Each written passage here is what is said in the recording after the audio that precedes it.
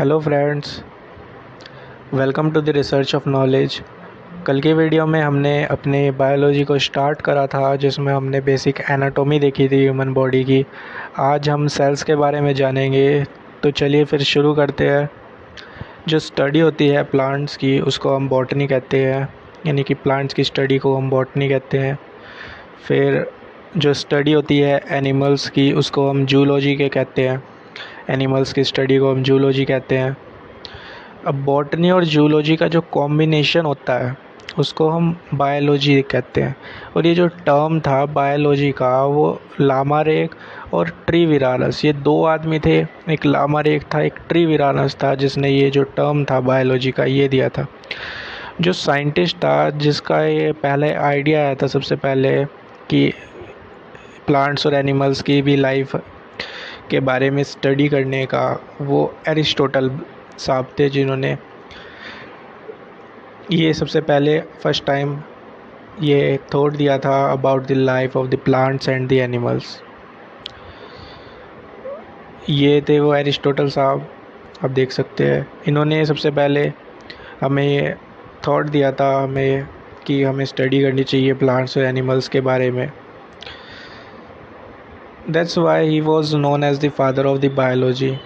Aristotle was also known as father of zoology. इनको father of zoology भी कहा जाता है। बायोलॉजी में तो दोनों ही आते हैं, बॉटनी प्लस जूलॉजी। पर बॉटनी के जो फादर थे, एक्चुअल में जो बॉटनी की जो डिस्कवरी करी थी, वो थियोप्रास्टस ने करी थी। फिर हम सेल्स के बारे में जानते हैं। सेल क्या होता है? कोई भी ऑर्गेनिज्म हो गया है इस वर्ल्ड का, वो एक सिंगल सेल से बना हुआ होता है। उसकी जो सबसे स्मॉलेस्ट यूनिट होती है ना, जो बेसिक स्ट्रक्चरल यूनिट होती है, फंक्शनल यूनिट होती है, वो सेल होती है। एक सेल से टिश्यू बनता है, फिर टिश्यू से ऑर्गन्स बनते हैं, ऑर्गन्स से हमारी बॉडी फंक्शन में आती है।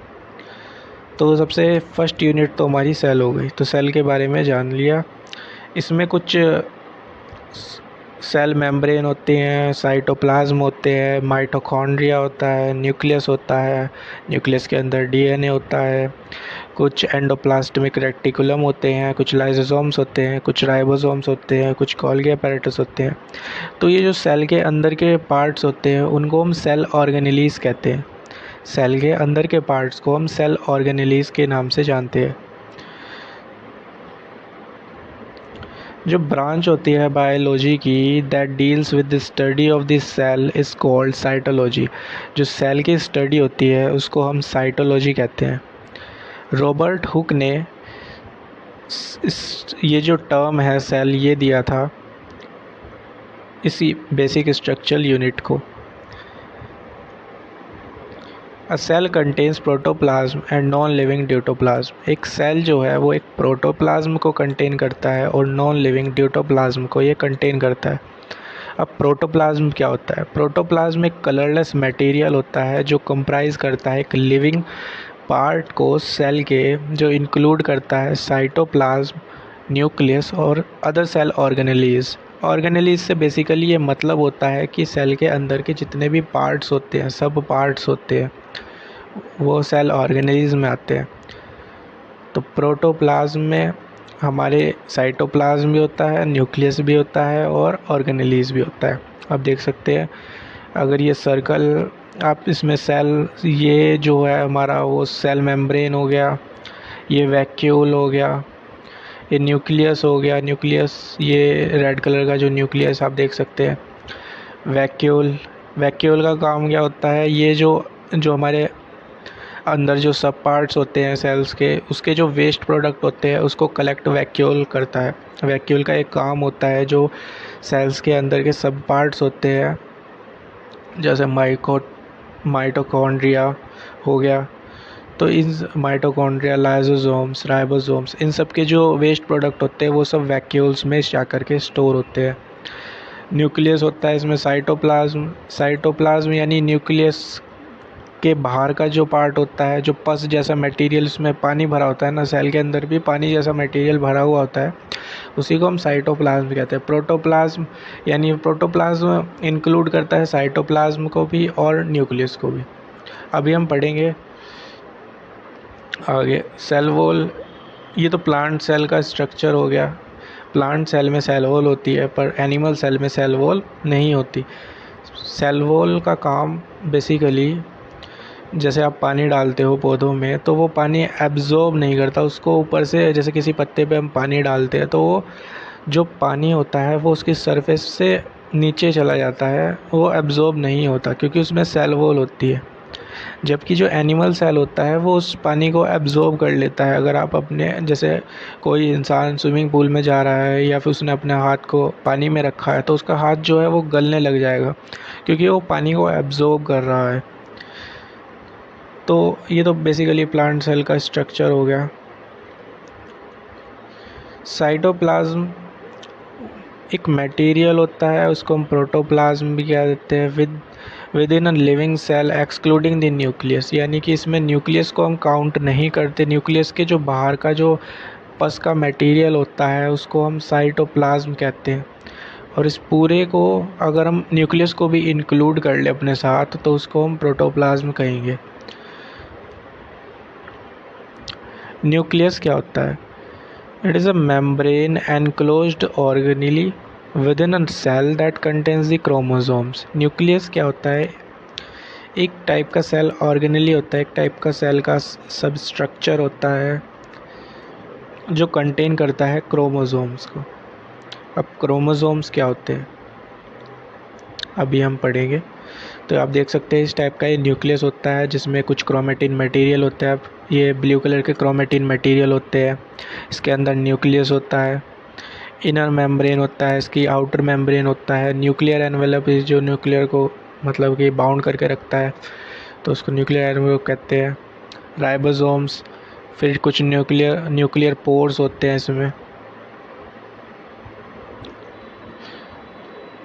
What is cell organelle? Cell organelle अभी मैंने आपको बताया, जो सेल के अंदर के फंक्शंस होते हैं, जो पार्ट्स होते हैं, जैसे माइटोकॉन्ड्रिया हो गया, न्यूक्लियस हो गया, DNA, endoplasmic reticulum, ribosomes, Golgi apparatus।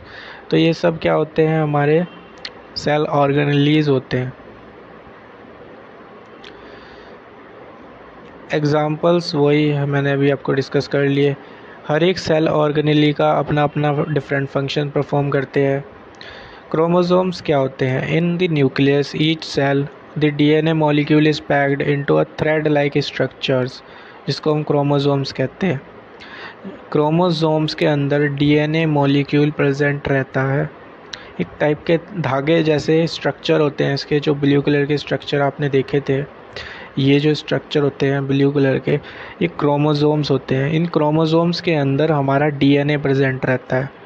इन क्रोमोसोम्स के अंदर हमारा डीएनए प्रेजेंट रहता है जिसका हेलिकल स्ट्रक्चर होता है।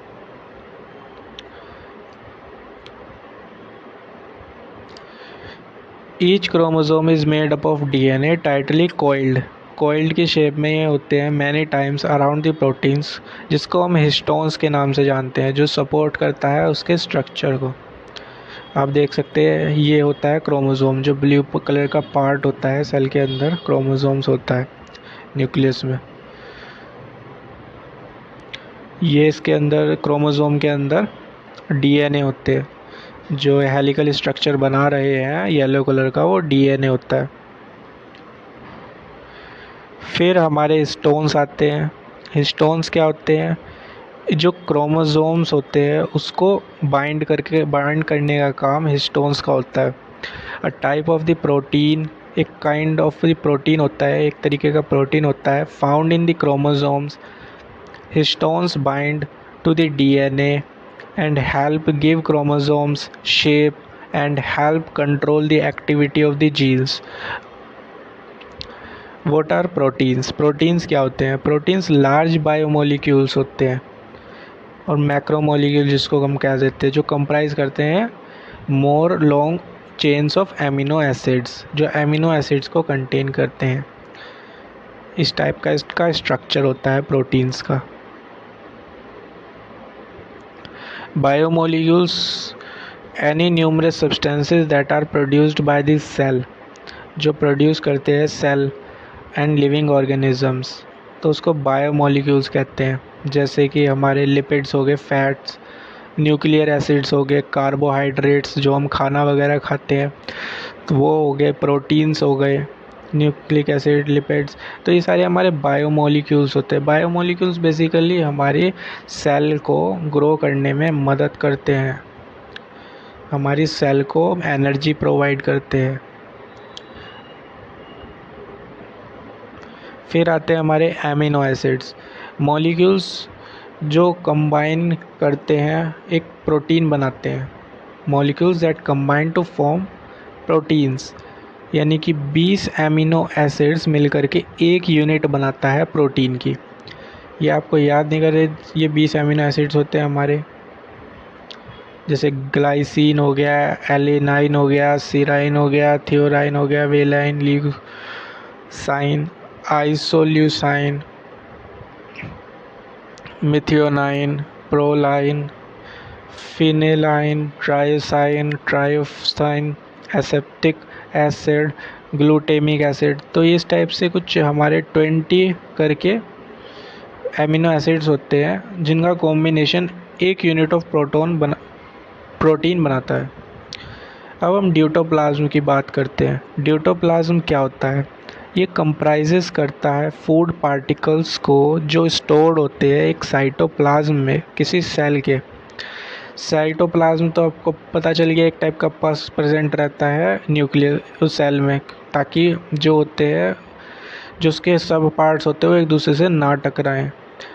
तो ना टकराने के लिए, क्योंकि अगर उसमें कुछ वाटर प्रेजेंट नहीं होगा, कुछ टाइप का वाटर लाइक लिक्विड प्रेजेंट नहीं हो, तो वो आपस में टकरा सकते हैं सेल के अंदर के पार्ट्स। तो उससे इसलिए कुदरत ने उसमें वाटर की तरीके का एक पस डाला है ताकि वो आपस में टकराए नहीं।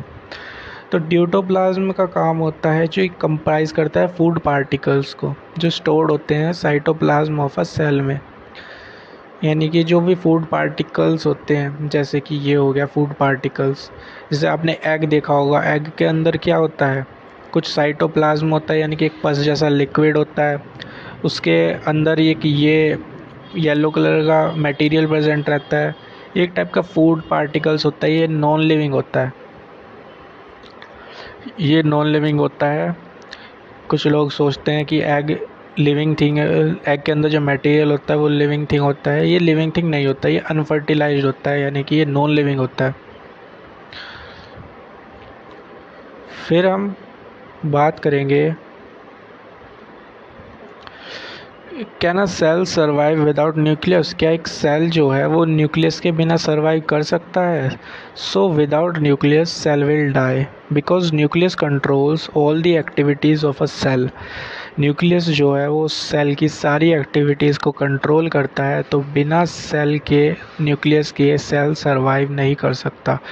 Protoplasm with nucleus is called nucleoplasm. जो प्रोटोप्लाज्म होता है न्यूक्लियस के साथ, उसको हम न्यूक्लियोप्लाज्म के नाम से जानते हैं, और विदाउट न्यूक्लियस उसको साइटोप्लाज्म के नाम से जानते हैं। जो लार्जेस्ट सेल होता है वर्ल्ड का वो है हमारा ऑस्ट्रिच एग, जिसकी जो लंबाई है वो 15 सेंटीमीटर से 18 सेंटीमीटर है। आप देख सकते हैं सबसे लॉन्गेस्ट सेल होता है, एग हमारा सेल ही होता है।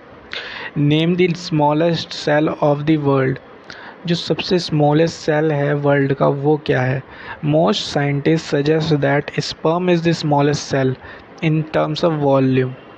स्पर्म जो होता है, ह्यूमन स्पर्म, वो सबसे स्मॉलेस्ट सेल होता है वर्ल्ड का।